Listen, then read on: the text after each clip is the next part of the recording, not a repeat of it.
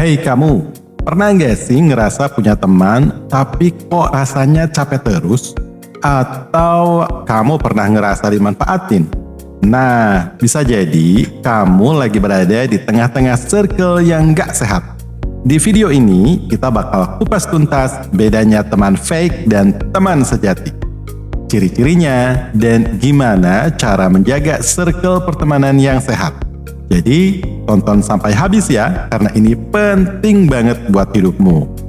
Dan jangan lupa bagi kamu yang belum subscribe, langsung aja subscribe dan nyalakan loncengnya ya. Nah, apa itu teman fake? Teman fake itu bukan berarti musuh. Mereka bisa kelihatan baik, asik, bahkan ngedukung kamu di depan. Tapi di belakang bisa jadi mereka ngomongin kamu, ngerendahin kamu, atau cuma dekat kalau mereka butuh sesuatu dari kamu. Nah, ini beberapa ciri teman fake nih.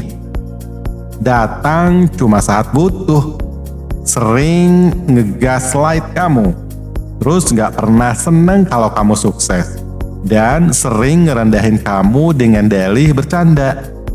Nah, pernah ngalamin yang kayak gitu nggak? Yuk lanjut ke teman sejati. Apa itu teman sejati? Teman sejati nggak harus selalu ada di samping kamu setiap hari, tapi mereka hadir saat kamu benar-benar butuh. Mereka jujur, tapi juga jaga perasaan. Mereka gak akan ngebiarin kamu jalan ke arah yang salah. Nih, ciri-ciri teman sejati ya. Dukung kamu tumbuh jadi lebih baik. Terus dia juga jujur tapi peduli, gak ngejudge kamu, tetap stay walau kamu gak punya apa-apa, dan mau dengerin, bukan cuma ngomong. Nah, cerita nyata nih pengalaman dengan teman fake. Kita minta beberapa cerita dari kalian, Sobat Viewers. Nih, ada satu cerita ya. Aku pernah punya teman yang selalu pamer nilai bagusnya. Tapi giliran aku minta bantuin belajar, dia bilang sibuk. Terus pas aku dapat nilai bagus, dia malah bilang aku nyontek. Ini bukan persahabatan, ini kompetisi gak sehat. Kita harus berani jaga diri dari orang-orang yang kayak gini ya. Nah, bagaimana mengenali circle yang sehat? Circle yang sehat itu bukan yang isinya cuman yang klik sama kamu, tapi yang saling support, saling ngingetin, dan saling ngerasa nyaman tanpa harus pura-pura. Nah, ini dia nih checklistnya ya. Bisa ngobrol jujur tanpa takut dihakimi. Terus ada ruang buat berkembang, bukan dipaksa jadi versi yang mereka mau. Dan gak harus selalu bareng, tapi tetap merasa dihargai.